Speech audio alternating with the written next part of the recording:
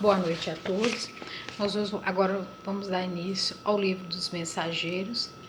Hoje o capítulo é o capítulo 22, Os que dormem. Seguimos através de longas filas de arvoredos acolhedor, rumo às vastas edificações que obedeciam às linhas arquitetônicas singulares. Sem que eu pudesse explicar o fenômeno, as luzes diminuíam progressivamente. O que teria acontecido? Vicente e eu nos entreolhávamos, assustados. Alfredo, Aniceto e os demais, todavia, caminhavam sem surpresa. A serenidade deles tranquilizava meu íntimo, embora o espanto insofriável. Mais alguns passos, atingimos os pavilhões diferentes, que se estendiam em área superior a 3 quilômetros pelos meus cálculos. Lá dentro, contudo, as sombras se fizeram mais densas. Então, quer dizer que esse pavilhão era enorme, né? 3 quilômetros é bem grandinho, né? Conseguia distinguir vagamente os quadros interiores, observando que se tratava, a meu ver, de espaçosa enfermaria com teto sólido, mas semiaberto ao longo das paredes altas, dando livre passagem ao ar. Dezenas de operários, devotados e operosos, seguiam-nos em absoluto silêncio. Alfredo era o único a falar, notando-se contudo que se fizera extremamente discreto nas palavras. Tudo isto dava a impressão de haver penetrado um cemitério escuro, onde os visitantes fossem obrigados a guardar todo o respeito aos mortos. Com estranheza, notei que um dos servidores entregava ao chefe de posto pequenina máquina que Alfredo nos deu a conhecer, gentilmente explicando. Este é o nosso aparelho de sinalização luminosa. Estamos no centro dos pavilhões, a que se recolhem irmãos ainda adormecidos. Temos aqui presente quase 2.000. Então, nesse pavilhão ficavam os irmãos que ficavam dormindo, né? Os adormecidos ainda. E já tinha 2.000. Aqui, ó, temos aqui presente quase 2.000 de espíritos lá, né? Os numerosos cooperadores dirigiam-se em ordem para as zonas de serviço que lhes competiam. Depois de pequena pausa, falou o administrador com firmeza. Iniciemos o trabalho de assistência. Ao primeiro sinal luminoso de Alfredo, acenderam-se luminosas lâmpadas elétricas e então, dominando a custo a primeira impressão de horror, vi extensas filas de leito aos réus do chão, ocupados todos por pessoas mergulhadas em profundo sono. Muitos tinham semblante horrendo. Eram muito poucos que traziam as pálpebras cerradas, parecendo tranquilos. Em quase todos espantavam-se os olhos, aparentemente vidrificados. O extremo pavor, o doloroso desespero da morte. Cadavérica palidez cobria-lhe a face. Então, assim, eles estavam lá, muitos com o olho aberto, né? Mas assim, com um pensamento vago, dormindo, né? Não tinha noção do que estava acontecendo, né? Recordando a literatura antiga, pensei nos velhos túmulos egípcios. Tínhamos diante de nós centenas de múmias perfeitas. Raríssimos pareciam dormir um sono natural. Então, assim, querendo ou não, eram umas múmias, né? E o sono perturbado, né? Aproximando-se de nós, Alfredo falou a Aniceto em particular. Infelizmente, não podemos atender a todos. Por quê? Indagou o nosso orientador comovido. Estamos aguardando o pessoal adestrado. Tenho aqui a colaboração de 80 auxiliares para esse gênero de serviço. Entretanto, não pode cada qual atender a mais de 5 doentes de uma vez só. Então, assim, há muito serviço, porém poucos para trabalhar, né? E assim, os que tinham, eles tinham que atender no máximo 5 internos, não podia ser mais, né? À vista disso, dos nossos 1.980 brigados, separei os 400 mais suscetíveis suscetíveis de próximo despertar, a fim de submetê-los ao tratamento intensivo. E os demais? Recebem alimento e medicação mais tensos uma vez por dia. Aniceto calou-se pensativo. Profundamente tocado pelo que via, inclinei-me instintivamente para o abrigado mais próximo, tentando examinar-lhe o estado fisiológico. Identifiquei o calor orgânico, a pulsação regular e os movimentos respiratórios, embora verificasse a extrema rigidez dos membros, com os que os mergulhados em imobilidade cataplética.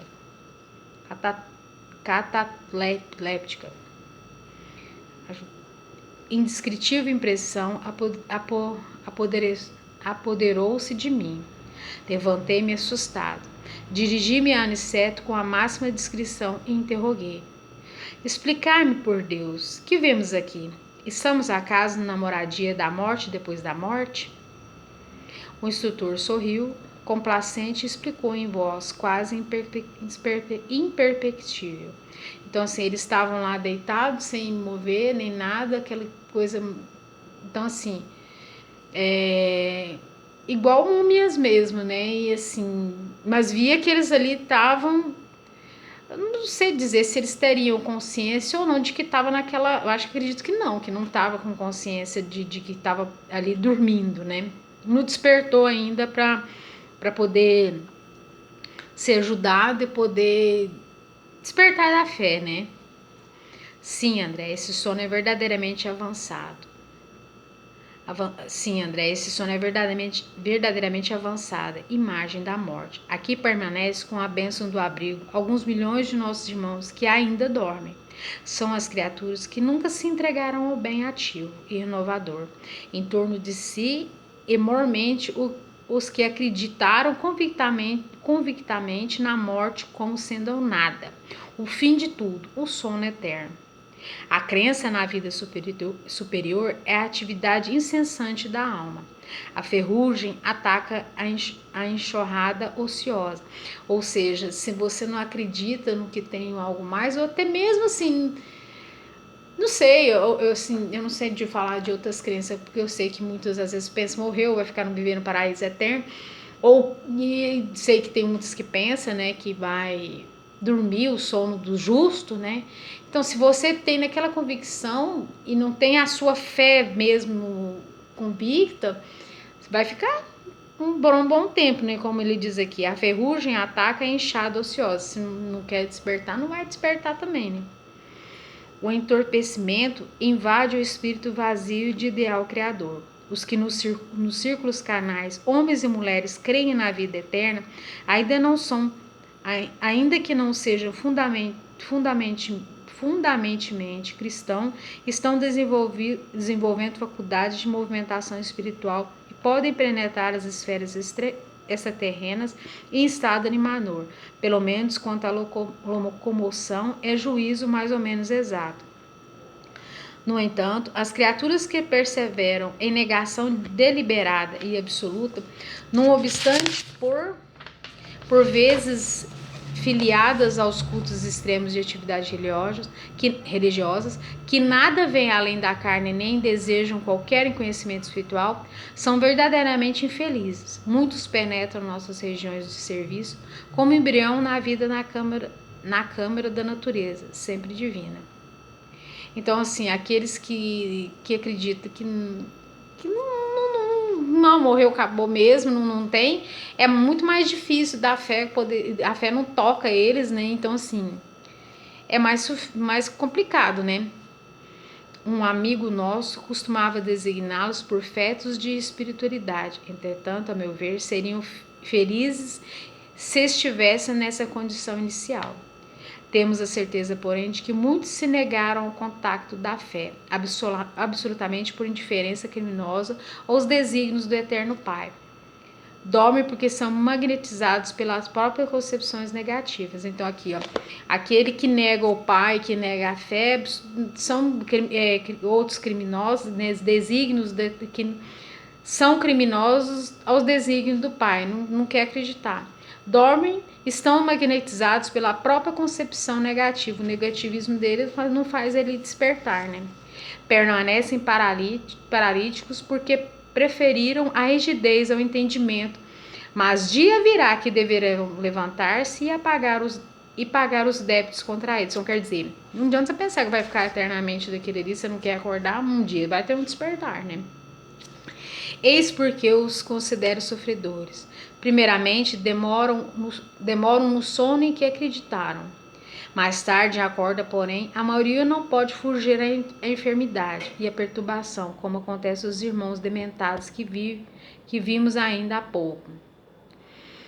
Grande o meu assombro. Como Vicente se aproximasse também para ouvi-lo, falou Aniceto, esclarecendo a nós ambos. A fé sincera é ginástica do espírito. Então, acima de tudo, se a gente tiver fé, como a gente estava comentando na semana passada, né? Assim, se a gente desencarnar, vai chegar lá, mas assim, queirando ou não, a fé vai tocar no nosso coração, porque a gente ainda tem a fé que vai fazer o seu despertar ser melhor, né?